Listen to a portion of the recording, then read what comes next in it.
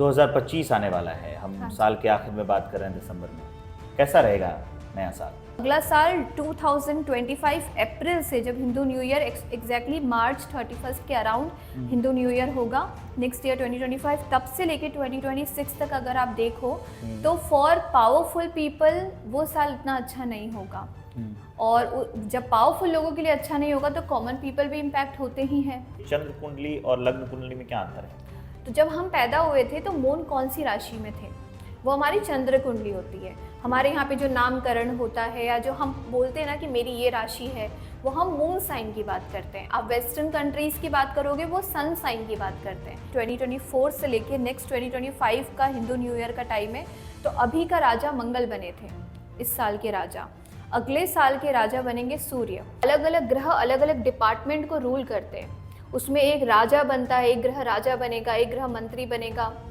कुछ ग्रह को अलग अलग एग्रीकल्चर डिपार्टमेंट, वाटर डिपार्टमेंट, तो इस साल बारिश कैसी होगी, इस साल एग्रीकल्चर कैसा होगा, इन सब के अंदर अलग अलग ग्रहों का रोल आता है। नहीं तो ये हर साल पद बदले जाते हैं, जैसे इस साल का राजा कोई और है, हाँ, इस साल के डिपार्टमेंट किसी और के पास है, वायु किसी के पास है, हाँ, जल किसी के पास है, तो ये हर साल होता है। ये हर साल चेंज होता है। जब हमारा हिंदू न्यू ईयर आता है तब से उसकी गणना की जाती है नेक्स्ट ईयर की। अच्छा। कि इस साल कौन सा ग्रह राजा बनेगा, तो सबसे बड़ा इंपॉर्टेंट रोल तो राजा का होता है। ईगो मेनली, सूर्य जब राजा बनते हैं तो उनको पसंद नहीं है कि कोई और इंसान ईगोइस्टिक हो, कोई और अपने आप को राजा समझे। तो ये तो हमने बात कर ली, मतलब दुनिया पर, देश पर क्या असर रहने वाला है। आपने बड़े बड़े दावे भी कर दिए कि हाँ। राजनीतिक उथल पुथल देखने को मिल सकता है, राजनेताओं के करियर में जो खास करके ईगोइस्टिक हैं उन लोगों का भी जो थोड़ा पारा है वो डाउन होगा, and all and all and all. अब हम व्यक्तिगत आते हैं, मतलब लोगों के चार्ट पर इसका क्या असर पड़ा। मतलब हाँ। हमने दुनिया की बात कर ली, देश की बात कर ली, लोगों के चार्ट पर क्या असर पड़ने वाला है, लोगों पे क्या हाँ। असर पड़ने वाला है? यस, तो अब हम जब लोगों की बात करते हैं तो पहली बात, सबकी अपनी एक व्यक्तिगत कुंडली है, ठीक है, किसी के भी कॉम्बिनेशन सेम नहीं होते, पर एक जनरल जो हम देखते हैं ट्रांजिट इंपॉर्टेंट होता है, गोचर। एक तो होता है पर्सनल कुंडली, किसी की क्या दशा चल रही है, किसी के क्या ग्रह नक्षत्र है, वो डिफरेंट है। अगर हम जनरलाइज होके बात करेंगे ना तो हमें गोचर की बात करनी पड़ेगी कि ट्रांजिट में आसमान के अंदर क्या हो रहा है। और उसमें भी हमें मेन दो ही ग्रहों को इंपॉर्टेंस देते हैं हम, जुपिटर और शनि का गोचर, कि किसी के लिए भी गुरु कहाँ जाएंगे, शनि कहाँ जाएंगे, उस हिसाब से पर्सनल लाइफ के अंदर इम्पैक्ट आता है। तो जो सबसे पहली राशि होती है दैट इज एरीज, मेष राशि सबसे पहली राशि होती है। और इसमें दो चीजें होती है ज्योतिष के अंदर, एक चंद्र कुंडली होती है और एक लग्न कुंडली होती मैं है। ये पूछने वाला था, मैं भूल हाँ जाऊंगा, जी। फिर ये पहले बता दीजिए फिर इस पे आएंगे। ये Yes. चंद्र, मैं आपसे ये सवाल तभी पूछने वाला था जब आप ये कह रही थी कि शुरू में जब हम न्यू ईयर की बात कर रहे थे कि उस समय जो चंद्रमा है वो लग्न में होता है, तो उसी समय पूछें ये चंद्र कुंडली और लग्न कुंडली में क्या अंतर है? चंद्र कुंडली जो होती है कि जब हम पैदा हुए उस समय मून, चंद्रमा कौन सी है, 12 राशियां होती है आसमान में, उसी में घूमते हैं सारे ग्रह, ओके। ठीक है। तो जब हम पैदा हुए थे तो मून कौन सी राशि में थे, वो हमारी चंद्र कुंडली होती है। हमारे यहाँ पे जो नामकरण होता है या जो हम बोलते हैं ना कि मेरी ये राशि है, वो हम मून साइन की बात करते हैं। आप वेस्टर्न कंट्रीज की बात करोगे वो सन साइन की बात करते हैं कि जब वो पैदा हुए थे तो सूर्य, इसलिए आपने अखबार में देखा होगा कि इस तारीख से इस तारीख तक जो लोग पैदा हुए हैं उनका ये राशि है, हाँ, है ना, वो अखबारों में सन, लिखते हैं। वो सूर्य का गोचर है, क्योंकि वो वेस्टर्न कैलेंडर की बात कर रहे हैं और तारीखों की बात कर रहे हैं कि इस तारीख से इस तारीख, एक महीने का ड्यूरेशन होता है, इस महीने में जो पैदा तो हुआ। फलादेश दोनों का एक ही होगा? नहीं, बहुत अलग होता है। तो और क्या बात सूर्य- होगी, मान लीजिए जो अगर मानता है, जो मानता है सनसाइन में, और वो किसी उनके और देश मानने में से बैठा कुछ हुआ, होता नहीं है ना। उनके वेस्टर्न एस्ट्रोलॉजी वैदिक एस्ट्रोलॉजी से बहुत पीछे है। हमारे यहाँ जो प्रेडिक्टिव साइंस इतनी आगे है वो वेस्टर्न एस्ट्रोलॉजी में नहीं है उतना। उनके पास बहुत स्पेसिफिक कंसेप्ट्स है और उनके पास तिथियों का भी इतना नॉलेज नहीं है, ठीक है। और उनका इवन कैलकुलेशन में, आप सूर्य का गोचर का कैलकुलेशन भी वहाँ पर बहुत स्थिर है। वहाँ पे हमेशा माना जाता है कि अराउंड 22 और 23 तारीख जो होती है उस पर सन गोचर करते हैं, मतलब सूर्य राशि बदलते हैं। इंडिया में आमतौर पे कौन सी कुंडली बनाई जाती है? दोनों? नहीं, इंडिया के अंदर सारे ग्रह सारे इंपॉर्टेंट है हमारे जीवन में। नहीं तो हम मतलब पर चंद्र हम कुंडली देखते चंद्र हैं। कुंडली की, हम मून साइन की बात करते हैं, जब बोलते हैं आपकी राशि क्या है तो हम चंद्र राशि की बात करते हैं। अच्छा। और वेस्ट में जब वो साइन की बात करते हैं वो सन साइन की बात करते हैं कि मेरी सूर्य की राशि क्या है। और हमारे यहाँ आपको पता है मकर संक्रांति हम 14-15 को मनाते हैं, हाँ। 14-15 को खरमास उतर जाता है। हाँ खरमास खत्म हो जाता है और तब हम वो करते हैं, हमारा साल हमारा महीना बदलता है। दैट मीन्स कि मकर संक्रांति मतलब सूर्य मकर राशि में गए, संक्रांति मतलब सूर्य का राशि बदलना, मकर में जाना मतलब मकर संक्रांति। और वेस्ट में आप देखो कैप्रिकॉर्न के अंदर सूर्य जाते 22-23 तारीख को, हमारे यहाँ पे 14-15 तारीख को चले जाते हैं। अब ये लोग सोचेंगे कि राशि तो फिक्स है आसमान में, तो सूर्य का गोचर की गणना में इतना इम्पैक्ट क्यों है वेस्ट और इंडिया में? उसका रीजन है कि उन्होंने अपनी गणना को फिक्स कर दिया है और इंडिया का जो वेदों के अंदर से कैलकुलेशन आ रही है ना, उसमें वो सारे एक्सेप्शंस, उसमें वो सारे चेंज ऑफ मूवमेंट को भी प्रिसाइसली कैलकुलेट करते हैं।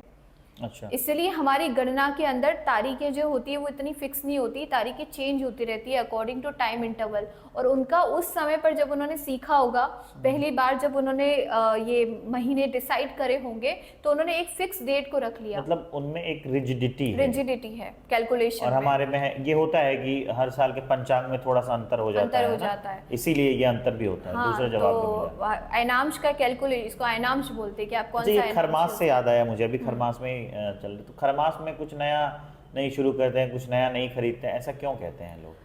देखो करना चाहिए कि नहीं करना चाहिए? नहीं, मटेरियल चीज़ों के लिए अच्छा नहीं है, आध्यात्मिक चीज़ों के लिए ये महीना अच्छा होता है, मटेरियल चीज़ों के लिए नहीं होता है। बिकॉज सूर्य गुरु की राशि में जाते हैं, उसको खरमास बोलते हैं। खरमास साल में 2 बार आता है, एक अभी जो चल रहा है जब सूर्य गुरु की राशि सिगिटेरियस जो ये धनु राशि है गुरु की, उसके अंदर अभी सूर्य गए हैं, तो पूरा एक महीना हम बोलते खरमास है। फिर वापस से सूर्य जब मीन राशि पाइसीज राशि में जाएंगे, जो अगेन गुरु की राशि है, तो उसमें जब जाएंगे जुपिटर, तो फिर से खरमास आ जाता है। सॉरी, जुपिटर नहीं, सन जब जुपिटर की राशि में जाएंगे। और एक होता है जब जुपिटर सूर्य की राशि में जाते हैं सिंह, वो साल, पूरे साल कुछ ऑस्पिशियस बिगनिंग नहीं होती है। यहाँ तो हम एक महीने की बात करें, वो एक साल तक कोई ऑस्पिशियस बिगनिंग के लिए मना किया जाता है। तो ये क्या है कॉम्बिनेशन? सूर्य और गुरु का कॉम्बिनेशन, कि सूर्य जो है वो राजा है आसमान में प्लैनेटरी कॉम्बिनेशन में, और जो जुपिटर प्लैनेट है वो गुरु है उनके, बृहस्पति। तो राजा के घर में पंडित कब जाते हैं? जब राजा के घर में कोई पूजा पाठ अनुष्ठान हो रहा होता है तब पंडित जाते हैं। तो देवताओं के, आप समझ सकते हो कि देवताओं के पास में उनके गुरु आए हैं पूजा पाठ अनुष्ठान कराने। तो जो भौतिक मटेरियल लोग हैं हम उस समय पर सब क्रियाओं को रोक देते हैं कि वो पूजा पाठ स्पिरिचुअलिटी का टाइम है, दान पुण्य बहुत बढ़ जाता है इस समय पर। खर मास के अंदर आप दान पुण्य करो, खर मास के अंदर आप कोई भी किसी भी तरीके का पुण्य काम करोगे, जो रिलीजियस काम होते हैं या जो स्पिरिचुअल काम होते हैं, उसमें उसकी एनर्जी बहुत फास्ट बढ़ती है। तो ये क्यों है? क्योंकि सूर्य गुरु की राशि में गए हैं, कि राजा अपने गुरु के घर गए हैं। तो राजा गुरु के घर जाए या गुरु राजा के घर जाए, उस समय पर हम कोई भी मटेरियल काम नहीं करते।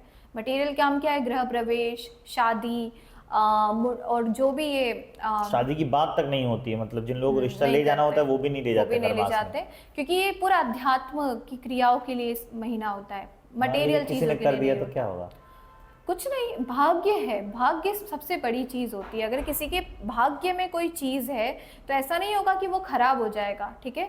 बट हमारे हिंदुइज्म में हम मानते हैं कि पूरे ब्रह्मांड की एनर्जी के साथ में सिंक्रोनाइज होकर काम करे, तो उसकी पॉजिटिविटी की जो संभावना है कि एक तो हम पुण्य लेके आए हैं, एक हम उसमें समय काल को भी देख के कोई चीज़ को कर रहे हैं, तो उसके ऑस्पिशियसनेस को बढ़ा देते, उसके प्रभाव को हम बढ़ा देते हैं। मुहूर्त का पूरा यही काम है, मुहूर्त का सब्जेक्ट है जो आप बोल रहे हो कि खरमास ये मुहूर्त है, कि मुहूर्त कब करें। मुहूर्त क्या काम करता है कि एक तो हमारी डेस्टिनी है, उस डेस्टिनी के अंदर कुछ ब्रह्मांड की एनर्जी के साथ सिंक्रोनाइजेशन हो के अगर हम काम करेंगे ना, तो उसकी ऊर्जा और पॉजिटिवली हम अट्रैक्ट कर सकते हैं। तो आध्यात्मिक मुहूर्त होते हैं। अभी जो समय चल रहा है ये अध्यात्म का समय चल रहा है। तो अध्यात्म का समय चल रहा है, दैट मीन्स कि इस समय पर जितने स्पिरिचुअल प्रैक्टिसेस हो वो ज़्यादा अच्छी है। इवन शादियाँ तो रेनी सीजन के बाद भी नहीं होती, श्रावण महीने होते ही 4 महीने ब्रेक आता है till Diwali. From Shravan to Diwali शादी नहीं होती। उस समय पर क्या कारण है? उस समय पर क्यों नहीं करने चाहिए? क्योंकि हमारा जो पूरा टाइम साइकिल है ना, वो सिंक्रोनाइज करता है देवताओं के टाइम साइकिल से। जो हमारा पूरा एक साल होता है ना, 12 मंथ्स, वो देवताओं का एक दिन होता है। लोग कहते हैं कि ब्रह्मा जी सैर पे निकल रहे थे तो उनको खबर मिली कि धरती पे रावण का जन्म हुआ है, और जब अपना मॉर्निंग वॉक करके वो वापस लौटे तो पता चला कि ऐसा ऐसा हुआ और वो मारा गया। तो ब्रह्मा जी का काल ये बहुत टाइम इंटरवल है कि बहुत बड़ा उनका होता है। ब्रह्मा जी का तो और बहुत ऊपर है, देवताओं का तो फिर भी ये हमारे एक कहावत साल है, की मैंने बराबर मतलब है। कहावत सुनी है। हाँ नहीं, ये सत्य है, ये कहते सत्य हैं है। जैसे जैसे आप हायर लोकास में जाते रहते हो ना, उनका टाइम साइकिल धीरे होता जाता है। तो हमारा एक साल देवताओं का एक दिन ही है, इतना लंबी उनकी आयु होती है। तो देवलोक में हम देखते हैं कि रात्रि हो गई जैसे है। राजनीति में कहें तो हम लोगों का वैसे तो 5 साल है, हाँ और सरकार का सिर्फ एक कार्यकाल है। हाँ ये समझाने के लिए मैं वो कोशिश कर रहा हूँ कि समझाने की बात है। हाँ व्यूअर्स से वो समझ यस, बट ऐसा कि और नीचे लोअर लोकास में टाइम बहुत फास्ट जाता है, हायर लोकास में टाइम बहुत स्लो चलता लो है। लोग नरक नरक नहीं, नरक तो एक छोटा सा पार्ट है of lower Lucas. Lower Lucas में बहुत सारे और लोग होते हैं, पाताल, सुतल, वितल, तलातल, धरातल, रसातल, ये सारे लोअर लोकास हैं। और हायर लोकास है, जो हमारी पृथ्वी भूमंडल है वो सेंटर में, और ऊपर हायर लोकास है, नीचे लोअर लोकास है। तो लोअर लोकास में समय और फास्ट चलता है, वहाँ पे आयु और छोटी होती है। हायर लोकास में आयु बहुत बड़ी बड़ी होती है क्योंकि समय धीरे चलता है। और भूलोक पे ऊपर जो है, जिसको समय को हम अभी जी रहे हैं, एक्सपीरियंस कर रहे हैं। तो ये जो पर्सनल लाइफ की हम बात करते हैं कि किसी जो हमारी पर्सनल लाइफ में कैसे प्रभाव आएगा, तो 3 चीज़ें होती है, मून साइन, सन साइन और लग्न, जिसको असेंडेंट, जिसको राइजिंग राशि, बहुत सारे नाम है। असेंडेंट को लग्न बोला जाता है, पॉपुलरली लग्न बोलते हैं। वो क्या चीज़ है? तो लग्न होता है आपका शरीर, बॉडी, फिजिकल मैनिफेस्टेशन जो हमारा है वो हमारा लग्न है। चंद्रमा जो है वो मेंटल, माइंड कैसा है, हम सोचते कैसे हैं, और बुद्धि से ही सारे कार्य होते हैं। बुद्धि में ही फर्क है। शरीर कितना भी सुंदर हो या कितना भी खराब हो, बुद्धि अगर तेज होगी तो इंसान सब कुछ कर लेगा। तो चंद्रमा बुद्धि को बताता है कि हमारा बुद्धि और मन कैसा है, और सूर्य जो है वो हमारे सोल को बताता है, आत्मा को बताता है। और आत्मा जो है दैट इज फिक्स्ड, आत्मा का अपना एक सफर है जो वो जी रही है। इसलिए हम सूर्य, सन साइन की इतनी बात नहीं करते। आत्मा ने अपने ऊपर कुछ चीज़ों को ओढ़ रखा है, वो मन है, वो इमोशंस है, वो डिज़ायर्स है, और लग्न है जो शरीर है। तो वो सारी चीज़ें हम मेनली देखते हैं कि वो इम्पॉर्टेंट होते हैं। इसलिए हम सन साइन को इम्पोर्टेंस नहीं देते, क्योंकि सन साइन जो है दैट इज़ सोल, की सोल अपना जर्नी चल रही है, और अकॉर्डिंग टू मन में क्या आया है, शरीर पे क्या, बाहर का वातावरण क्या है, उससे प्रभावित होकर आत्मा उस एक्सपीरियंस को जीती है। इसलिए हम सन साइन की बात नहीं करते। सन साइन का अपना एक काम है कि कुंडली में सूर्य कहाँ बैठा है, उससे रिलेटेड हमारा फेम, नेम, रेपुटेशन, फादर, ये सब हम देख लेते हैं सन साइन से। बट जब हम किसी इंसान की प्रकृति की बात करते हैं कि वो किस तरीके की इंसान है, तो हम चंद्रमा और लग्न को देखते हैं। तो अब चंद्रमा क्या है कि जब हम पैदा हुए तो सूर्य कौन सी राशि में थे, वो हमारा मून साइन हो जाएगा। और लग्न वो होता है कि जब हम पैदा हुए थे पूर्व दिशा में, जो पूर्व दिशा होती है, पूर्व दिशा के अंदर कौन सी राशि राइज कर रही थी, वो हमारा लग्न होता है, राइजिंग राशि। पूर्व दिशा में कौन सी राशि राइज कर रही थी। तो कोई बच्चा शाम के समय पैदा हो सकता है, कोई बच्चा सुबह पैदा हो सकता है, किसी भी दिन के किसी भी काल में कोई बच्चा पैदा हो सकता है। तो वो किस पर्टिकुलर टाइम पर पैदा हो रहा था, उसमें पूर्व दिशा के अंदर कौन सी राशि है, उस राशि को नोट डाउन कर देते, उसको लग्न बना दिया जाता है। तो वो हमारा लग्न होता है। लग्न कोई ग्रह नहीं होता, लग्न दिशा होती है जो आपको बताती है कि उस आपको एक मैपिंग तो करनी पड़ेगी ना, कि आपको बताना है कि ये आसमान है और आपको किसी की कुंडली बनानी है, तो मैपिंग करनी पड़ेगी। तो आप मैपिंग के लिए आपने एक फिक्स्ड रख लिया कि पूर्व दिशा को मैं फिक्स रख लेता हूँ और पूर्व दिशा के रेफरेंस में पूरी कुंडली बना देता हूँ, तो आपने उसको फिक्स, वो लग्न होता है। तो लग्न हमें कैसे इम्पैक्ट करता है, हमारे जीवन के आसपास की सर्कमस्टेंसेस क्या बनेगी। इस तरह सब कहते हैं कि आपके लग्न में कौन सा ग्रह बैठा है, यानी कि आपने जब जन्म लिया तो उस समय आपके पूर्व दिशा में कौन सा ग्रह था, कौन सी ग्रह की स्थिति थी। हाँ, इसीलिए कहते हैं कि कहते हैं कि और वही लग्नेश होता है। हाँ, उसका स्वामी, उस राशि का स्वामी, उस राशि का स्वामी जो होता है वो लग्नेश होता है। बिल्कुल। और फिर हमारी एक चंद्र साइन होता है। तो अब जब हम ये बात करते हैं कि 2025 कैसा रहने वाला है लोगों के लिए, तो हम मेनली उनकी एक तो लग्न की राशि और चंद्र राशि से ही प्रेडिक्शन करते हैं। तो अब यहाँ पर मेष की अगर हम बात करें, एरीज राशि की, तो हमें दोनों चीज़ों पे ध्यान देना पड़ेगा कि मेष राशि वालों के लिए गुरु और शनि कहाँ होंगे। तो भले किसी इंसान का जो देख रहे हैं उनका लग्न मेष का हो या उनका चंद्र राशि मेष का हो, उनके लिए जो प्रेडिक्शन हम करेंगे उसके बारे में बता रही हूँ। मेष राशि के वाले लोगों के लिए शनि 12वें घर में जाएगा, और गुरु तीसरे घर में जाएगा। 2025 में गुरु का तीसरे घर में जाना होगा, शनि का 12वां। तो उससे फल ये आएगा कि उनके लिए एक तो नुकसान बढ़ेंगे, थोड़े से खर्चे बढ़ेंगे, ठीक है। उनको अपने एक्सपेंसेस को लेके बहुत केयरफुल रहना पड़ेगा, इन्वेस्टमेंट को लेके बहुत केयरफुल, क्योंकि उसमें नुकसान हो सकते हैं, ठीक है। ट्रेडिंग करने वाले लोग हैं, शेयर मार्केट वाले लोग हैं, अगर उनका मेष राशि है, चंद्रमा हो भले लग्न हो, तो उनको उस समय पर अपने नुकसान को लेके, अपने इन्वेस्टमेंट को लेके बहुत केयरफुल रहना है। पर जो स्टूडेंट लाइफ में लोग हैं उनके लिए हायर एजुकेशन के अपॉर्चुनिटीज़ बढ़ेगी और विदेश जाने के योग बढ़ेंगे। अगर बाहर जाने की इच्छा है मेष लग्न या राशि वालों को, तो उन लोगों को बाहर जाने का मौका मिलेगा, एजुकेशन में उनको ग्रोथ मिलेगी और हायर स्टडीज़ में कहीं ना कहीं अगर कुंडली के अंदर पढ़ने की अच्छे योग होने चाहिए तो पढ़ाई के अंदर बहुत ग्रोथ होगी इस समय पर। योग होने चाहिए, योग होने चाहिए। अगर पढ़ने की योग ही नहीं है तो फिर वो कुछ और करेंगे, वो कोई और अपनी स्किल को सीख सकते हैं, बट सीखने का समय आएगा। कभी किसी को अध्यात्म में जाने की इच्छा है कि कोई गुरु की प्राप्ति हो जाए, तो उसमें भी ये समय इन्हें सपोर्ट करेगा, स्पिरिचुअलिटी के लिए, गुरु की प्राप्ति के लिए। और कहीं ना कहीं पिता के जीवन में थोड़ा सा स्ट्रगल बढ़ेगा, हार्डवर्क बढ़ेगा फादर की लाइफ के अंदर। फादर को कोई प्रॉपर्टी से रिलेटेड फायदे हो सकते हैं और इन जनरल उनके जीवन में दो चीज़ों का ही मेन प्रोमिनेंट प्रभाव रहेगा, एक तो ज्ञान और दूसरा अपने आय को लेके सावधान रहना है। और अगर हम वृषभ राशि जो दूसरी राशि, ये जो आप बता रही हैं, ये क्या कहते हैं उसको, पुरुष जातक और महिला जातक दोनों पर सेम प्रभाव है ना? सेम प्रभाव आएगा। हाँ, मतलब वो अगर क्या पढ़ाई करती हैं या पढ़ाई करता है एक जनरल अगली राशि पे आ जाइए। फिर दूसरी इसके बाद आती है वृषभ राशि, टॉरस राशि। तो टॉरस वृषभ राशि वाले जो लोग हैं उनके लिए गुरु का गोचर होगा दूसरे घर में, शनि का गोचर होगा 11वें घर में, और ये दोनों ही धन के लिए बहुत अच्छा टाइम। फाइनेंशियली वृषभ राशि के जीवन में आने वाले 2 साल में फाइनेंशियली बहुत ग्रोथ होगा। जो भी इच्छाएं हैं हमारी धन को लेके या इन लाइफ मटेरियल चीज़ों को लेके, जो भी डिज़ायर्स है वो सब पूरी होगी। करियर में ग्रोथ आएगा। जो भी काम कर रहे हैं अगर उस काम का रिकॉग्निशन नहीं मिल रहा है तो रिकॉग्निशन मिलेगा वर्क का। प्रमोशन से लेके ग्रोथ, अपॉर्चुनिटीज़, ये सब चीज़ें बढ़ेगी। खुद का कोई काम स्टार्ट करना है तो कर सकते हैं, क्योंकि ओवरऑल इनको फाइनेंशियली और you can say luck factor काम करेगा जीवन के अंदर।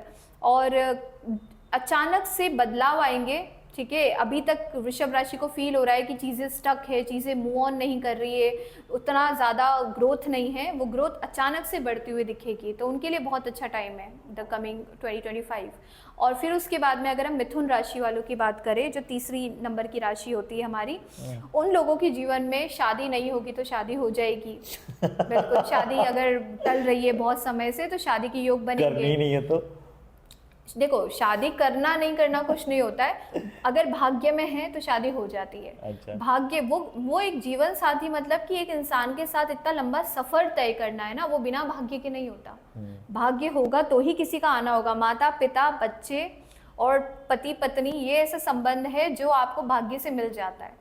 इसको ना तो टाला जा सकता है, ना किसी टोटके से इसको एक्टिवेट किया जा सकता है कि मेरे शादी की योग नहीं है, पंडित जी कुछ बता दो उपाय जिससे हो जाए। ऐसा नहीं होता है। वो एक इंसान है जिसका पूरी किस्मत लिखी है आपके साथ में, तो वो आएंगे। नहीं लिखी है टोटकों पर तो मैं आऊंगा। ये फ्लो टूट जाएगा तो इस पे नहीं, बाद में टोटके पर मैं आऊंगा। मैं लिख लेता हूँ, मैं टोटकों के बारे में बात करें। हाँ, तो जो मिथुन राशि है इसके बारे में आप बता रहे हैं। हाँ, तो मिथुन राशि की शादी के योग, बिजनेस स्टार्ट करना है, बिजनेस के योग, करियर के अंदर ग्रोथ, करियर के अंदर नई शुरुआत होने का समय। तो कहीं ना कहीं इनकी लाइफ में आपको करियर में प्रोग्रेस होता हुआ दिखेगा। थोड़ा लेथार्जिक फील कर सकते हैं, काम को लेके थोड़ा टालने की आदत पड़ सकती है, उसको कंट्रोल करना चाहिए। पर प्रोकास्टिनेशन को छोड़ के अगर वर्क में बहुत मेहनत करेंगे तो बहुत तरक्की वाला समय है कि आप मेहनत करो, आपको करियर में बहुत प्रोग्रेस मिलेगी। बट उसके साथ में पूरा रिलेशनशिप और बिजनेस पार्टनरशिप को लेके वो टाइम बहुत अच्छा है। पक्का ना? बिल्कुल पक्का। इस पे मैं खास करके जोर दे रहा हूँ ना। हाँ, क्योंकि मेरी राशि है मिथुन है। मेरे को पता है, आपको देख के मुझे समझ में आ गया। बुध बहुत भारी है आपका, मर्क्यूरी, और मिथुन राशि बुध की ही होती है। बुध भी भारी है, शुक्र भी भारी है, शुक्र भी भारी, शनि भी अच्छा स्वराशि में बैठा हुआ है अपने। अच्छा, शश महापुरुष बनाता है। शश महापुरुष बनाता है, लेकिन उसका असर दिख नहीं रहा है, सिर्फ वो बनाता नहीं, वो जल्दी नहीं देता ना। शनि का समय है, शनि हमें 36 के पहले तो कुछ नहीं देता, तब से शुरुआत होती है देने की। और शनि प्रधान लोग जैसे मोदी जी, ओल्ड एज में सक्सेस, और जितने भी एग्जाम्पल्स है जो लाइफ की हमारा लास्ट टाइम होता है उसमें जो लोग सक्सेसफुल रहते हैं वो शनि है। शनि जल्दी कुछ नहीं देता, इसलिए सस योग वालों को तो आराम से, सस योग की सबसे बड़ी स्ट्रेंथ ये होनी चाहिए इंतजार, कि just wait and do your, हाँ पूरा 100% दे, समय आता है अपने आप हो जाती है चीज़ें। मतलब कुल मिलाकर ओवरऑल ये कहें कि जो अपनी जमनाई है, मिथुन राशि है, उनके लिए ये साल अच्छा रहने वाला है। हाँ अच्छा रहने वाला है ओवरऑल। ठीक, आगे बढ़ते हैं। मिथुन के बाद में कर्क राशि। कर्क राशि वालों के लिए हम देखें तो गुरु जाएंगे 12वें घर में और शनि जाएंगे 9th हाउस में। 12th और 9th हाउस का टोटल देखें तो फॉरेन अपॉर्चुनिटीज, विदेश यात्रा, भाग्य अचानक से बढ़ता हुआ दिखेगा। अभी तक कर्क राशि वालों के जीवन में बहुत तकलीफें पिछले 2 साल में उन्होंने देखी है, और वो सारी परेशानियां खत्म होने का समय अब अगले साल से उनके जीवन में दिखेगा। भाग्य उदय, एजुकेशन के लिए बहुत अच्छा टाइम, फॉरेन एजुकेशन के लिए अच्छा समय, फॉरेन यात्राओं के लिए अच्छा है, फाइनेंसेस बढ़ेंगे, गेन्स बढ़ेंगे। तो ओवरऑल एक पॉजिटिविटी कैंसर असेंडेंस को या कैंसर मून साइन जिनका है उनके जीवन में भी एक पॉजिटिव टाइम स्टार्ट होगा, और उसमें मेन फोकस हम यही करेंगे कि एजुकेशन के लिए बहुत अच्छा है, foreign travels, foreign settlement, foreign journeys, इनके लिए उनका समय कैंसर का बहुत अच्छा चलेगा। अब कैंसर राशि के बाद में होती है हमारी सिंह राशि, लियो। तो सिंह राशि जो होती है उनके लिए अगले साल से नेगेटिव टाइम शुरू होने वाला है। थोड़ा लंबा 2 साल का एक नेगेटिव टाइम सिंह राशि वालों का होगा, क्योंकि उनके शनि अष्टम चले जाएंगे, जो मेन प्लैनेट शनि है वो 8वें घर के अंदर चले जाएंगे, और गुरु का गोचर 11वां होगा। तो सडन लाभ बनेगा, धन से रिलेटेड सडनली ग्रोथ होगी, पर हेल्थ को लेके चीज़ों में गड़बड़ होगी, हेल्थ डिटोरिएट हो सकती है। तो खाने पीने का ध्यान, हेल्थ का ध्यान उन्हें एक्स्ट्रा रखना पड़ेगा। और अननेसेसरी स्ट्रगल जो होता है कि कोई भी काम करने जा रहे हैं उसमें ब्लॉकेज आ रहे हैं, उसमें रुकावटें आ रही है, ये सब सिंह राशि या सिंह लग्न वालों के जीवन में ये वाली प्रॉब्लम्स दिख सकती है। तो उनको थोड़ा जीवन में सात्विकता, आध्यात्मिकता, रिलीजियस पूजा पाठ वगैरह को बढ़ा देना चाहिए, नियम को फॉलो करें ठीक से, प्रोकास्टिनेट ना करें, और डे टू डे रूटीन जो हमारा होता है उसको प्रॉपरली करने की कोशिश करें, क्योंकि वो ही इम्बैलेंस होगा सबसे ज़्यादा सिंह लग्न वालों के लिए। तो उनके लिए बहुत अच्छा नहीं हो सकता है 2025, उसमें थोड़ी दिक्कतें रहेगी। फिर आती है हमारी कन्या राशि, वर्गो राशि के लिए शनि का गोचर तो हो रहा है हमारे 7वें घर में, और गुरु का गोचर हो रहा है हमारे 10th हाउस में, 10वां घर।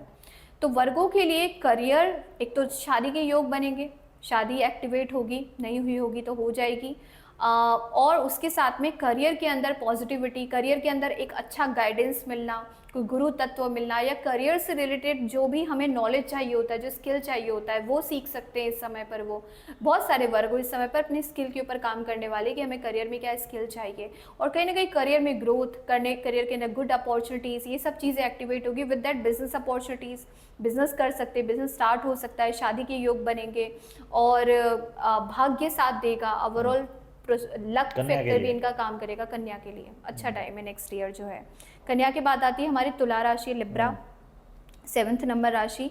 तो लिब्रा के लिए जो ये टाइम है, इसके अंदर एक तो इनके जीवन में थोड़ा संघर्ष बढ़ेगा, ठीक है, लड़ाई झगड़े, कॉन्फ्लिक्टिंग जोन बढ़ सकता है। डे टू डे जो रूटीन होता है, मेहनत का काम, वो बढ़ेगा लिब्रा के लिए, पर फिर भी भाग्य सपोर्ट करेगा। तो डिलेज होंगे, चीज़ों में ज़्यादा स्ट्रगल होगा, बट उसके साथ में भाग्य पैरेलली सपोर्ट करेगा, जिस वजह से काम बन जाएंगे, पर थोड़ा स्ट्रगल के साथ काम बनेंगे। और साथ में ही बीमारियों से रिलेटेड थोड़ा सावधान, हेल्थ को लेके थोड़ा एक्स्ट्रा केयरफुल लिब्रा को होना चाहिए इन दिस कमिंग 2025 एंड 2026 दोनों सालों के अंदर हेल्थ को लेके थोड़ा एक्स्ट्रा ध्यान देना चाहिए। और वही बात है, प्राणायाम, एक्सरसाइज, योगा, ये सब बढ़ा दे। और जो रिस्पॉन्सिबिलिटी है कि हाँ आज ऑफिस इस समय जाना है, तो टाइम टू टाइम काम के ऊपर ध्यान दे कि डेली रूटीन को प्रॉपरली निभाए। और जो लेबर्स है, जो उनके नीचे काम करने वाले लोग हैं, उनसे एक व्यवहार अच्छा बनाए रखे। उनके साथ में कोई स्ट्रगल हो सकता है कि या तो कोई लड़ाई हो जाना लेबर से, या जो भी हमारे घर में मेड आती है उनसे लेके थोड़ा सावधान रहना, क्योंकि उनसे कहीं ना कहीं रिलेशनशिप डिस्टर्ब होंगे लिब्रा के। खाना खुद बनाना पड़ सकता है। हाँ, खाना खुद बनाना पड़ सकता है। अगली राशि तो फिर आता है हमारा वृश्चिक, स्कॉर्पियो राशि। अब स्कॉर्पियो राशि के पिछले 2 साल में बहुत स्ट्रगल रहा है, बहुत प्रॉब्लम्स इन्होंने भी देखी है, रुकावटें, हर चीज़ में डिलेज देखे हैं। अब काम बनने लग जाएंगे, अब भाग्य साथ देने लग जाएगा। ओवरऑल लेवल पे लाइफ में काफ़ी अच्छी अपॉर्चुनिटीज़, भाग्य उदय, और पढ़ाई की फील्ड में है तो अच्छा, जॉब कर रहे हैं तो मनी रिलेटेड ग्रोथ, प्रमोशंस के योग, कुछ काम नया स्टार्ट करना चाह रहे हैं तो भी किस्मत साथ देगी। तो ओवरऑल बहुत स्कॉर्पियो के लिए खराब समय के बाद अब बहुत अच्छा टाइम आने वाला है। पिछले 2 साल से स्कॉर्पियो की लाइफ में भी बहुत स्ट्रगल्स थे। 2 साल आप क्यों ले रही हैं हमेशा? आप 2 बोल रही हैं साल 2 इसलिए साल। क्योंकि शनि का गोचर 2.5 ईयर का होता है। अच्छा, और उसमें से 2 साल इसलिए। का प्रभाव बहुत अब वो prominent शनि होता है। गोचर बदल रहा है। शनि गोचर। अगली राशि 9 नंबर। फिर आता है 9 नंबर राशि, सेजिटेरियस राशि जो होती है। सेजिटेरियस के लिए जो प्लैनेट शनि है वो तो जाएगा हमारे 4th हाउस में और गुरु जाएगा 7th हाउस में। तो दोनों की दृष्टि लग्न पे जाएगी। तो सेजिटेरियस सबसे ज्यादा अपने आप पे काम करेंगे। सेजिटेरियस हिंदी में क्या कहते हैं? उसको बोलते हैं ये धनु राशि। धनु राशि, ठीक है। धनु राशि के लिए जो ये समय है वो अपने आप पे काम करेंगे। ठीक है। Self improvement, self learning, self के पूरा जो उनका फोकस होगा 1 साल का ना, वो अपने आप पे ही निकलेगा। सेल्फ लव, जो hashtag self love self love बढ़ेगा उनके अंदर, नॉलेज बढ़ेगा, क्योंकि उनका सबसे बड़ा मोटिवेशन ही ज्ञान है। सेजिटेरियस के लिए नॉलेज इज एवरीथिंग। गुरु की राशि है तो अपने ज्ञान को वृद्धि करेंगे ये लोग, खुद के सेल्फ इम्प्रूवमेंट पे ध्यान देंगे और करियर के अंदर भी ग्रोथ आएगा, फाइनेंस से रिलेटेड भी ग्रोथ आएगा। तो ओवरऑल ग्रोथ रहेगा, बट जो भी मिलेगा इनको ना रुक रुक के मिलेगा। मतलब बहुत मेहनत कर रहे हैं, 80% तो ऐसा लगा कि आउटपुट इज 0 एंड 20% में फिर हेल्प हो जाएगी। तो उनके लिए टाइम इट्स मोर लाइक कि अपने आप में ही रहना ज़्यादा अच्छा है, कि अपने आप पे फोकस करें, सेल्फ ग्रोथ पे फोकस करें। ज़्यादा एक्सटर्नल दुनिया से ज़्यादा एक्सपेक्टेशन उन्हें हर्ट करेगी। इमोशनल लेवल पर थोड़ा प्रॉब्लम आ सकती है। पारिवारिक जीवन के अंदर संघर्ष बढ़ सकता है कि घर वालों के लिए एक्स्ट्रा मेहनत, day to day routine family के लिए बढ़ जाना, और उन्हीं से फिर लड़ाई भी हो रहा है, उन्हीं से एक तरीके से डीमोटिवेट भी हो रहे हैं बिकॉज ऑफ फैमिली। तो इसलिए उनको अपने आप में रहना सबसे अच्छा है 2025 के अंदर मेनली। और फिर सेजिटेरियस के बाद मकर, कैप्रिकॉर्न जो लोग हैं, मकर राशि वालों की सबसे अच्छी बात ये हो रही है कि उनकी 7.5 खत्म हो रही है। एक पीरियड आता है 7.5 का, वो खत्म हो जाएगी अगले साल। वो ही ब्रह्मांड में होता है, उसका असर हर जातक पे होता है, इंडिविजुअल पे होता है। हाँ, कि हमारा मून साइन क्या है। तो अगर चंद्रमा की राशि किसी की मकर है तो उनकी 7.5 खत्म हो रही है, तो उनके लिए बहुत रिलीफ का टाइम आने वाला है मकर के लिए, क्योंकि पिछले 7 साल से एक बहुत बर्डन वाला टाइम था। रिस्पॉन्सिबिलिटी से लेके हेल्थ को लेके हर चीज़ स्ट्रगल में थी, उसको लेके एक इम्प्रूवमेंट दिखेगा कि 7.5 खत्म हो गई, तो एक बर्डन खत्म हो गया जीवन का। फिर per day to day routine उनकी भी बढ़ेगी, उनको भी अपने काम के अंदर मेहनत ज़्यादा करनी पड़ेगी, और मेहनत के साथ में ही कहीं ना कहीं एक पिता तुल्य रोल उनको घर में प्ले करना पड़ेगा। जिम्मेदार, हाँ, जिम्मेदारी अपने शोल्डर पे आएगी। घर में थोड़ा सा फादर की हेल्थ में तकलीफ हो सकती है इस समय पर, वो जिम्मेदारी उनके शोल्डर पे आएगी जो पिता की होती है। और उसी के साथ में फॉरेन अपॉर्चुनिटीज़ बनेगी। अगर विदेश जाना चाहते हैं तो, इन्वेस्टमेंट करना चाहते हैं तो लॉन्ग टर्म इन्वेस्टमेंट बहुत फ़ायदा देगा आगे जाके मकर को, जो लॉन्ग टर्म इन्वेस्टमेंट कर सकते हैं। पर हाँ, छोटे इन्वेस्टमेंट से बचें, क्योंकि व्यय भी हो सकता है, खर्चा, गलत जगह पैसा लगाना भी हो सकता है। लॉन्ग टर्म इन्वेस्टमेंट में नुकसान नहीं करेगा। अगली राशि, हाँ जी, मकर के बाद में आती है हमारी कुंभ राशि। अब कुंभ राशि वालों के बहुत समय से पैसे नहीं आ रहे थे। जो भी बच्चे हैं जिनकी कुंभ राशि है, जो अभी तक 28 के नहीं हुए हैं, उनका अभी तक लाइफ के अंदर ऐसा समय था कि संघर्ष ही कर रहे हैं, कुछ भी नहीं मिल रहा है, वो वाली सिचुएशन थी। अब उनका भाग्य साथ देना शुरू करेगा कुंभ राशि वाले लोगों के। स्पेशली जो लोग ऐसा होता है ना कि जिनकी कुंडली में शनि बहुत भारी है, कि 28 साल के पहले कुछ मिल ही नहीं रहा है, उन सबको मिलना देना शुरू करेगा शनि कुंभ में मीन राशि में आके। तो धन के जो लाइक बोलते हैं ना, करियर स्टार्ट होने का योग, करियर में फाइनेंसेस आने का योग, और ओवरऑल लाइफ के अंदर जो भी ग्रोथ बोलते हैं, मटेरियल ग्रोथ, वो सब स्टार्ट हो जाएगी कुंभ की। बहुत समय से एक तरीके से आप बोल सकते हो कुंभ वेट कर रहे थे कि उनका टाइम कब आएगा, तो वो टाइम उनको अभी दिखेगा, क्योंकि फाइनेंशियली चीज़ें अच्छी होने लग जाएगी। और अगर वो डिग्री से रिलेटेड कोई काम करना चाहते हैं कि कोई नई डिग्री ले ले, तो कुंभ के लिए वो भी सपोर्ट करेगा कि एजुकेशन में भी हेल्प रहेगी। और हाँ, और साथ में इवन प्रॉपर्टी से रिलेटेड योग भी कुंभ के बनेंगे। फिर आती है हमारी मीन राशि, पाइसीस, आखिरी राशि है मीन राशि। तो मीन राशि वाले जो लोग हैं, चंद्रमा अगर मीन का है तो पीक 7.5 चलेगी उनकी, पीक में 7.5 होगी। तो थोड़ा हेल्थ को लेके मीन राशि वालों को ध्यान देना पड़ेगा।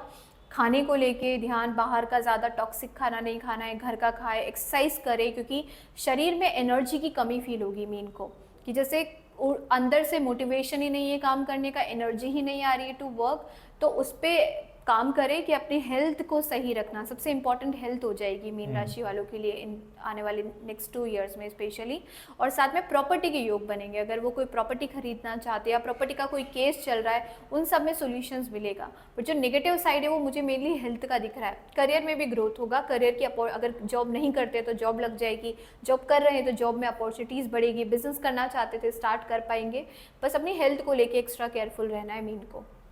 चलिए ये आपने बता दी और अच्छी बातें भी बताई, कुछ मेष और मीन और कुछ और राशियाँ जिसके बारे में आपने बताई, जैसा जिसका प्रभाव रहने वाला है। हाँ जी। हम अच्छी बातें करके प्रभाव तो नहीं बदल सकते, जो प्रभाव रहने वाला है वो रहना ही है।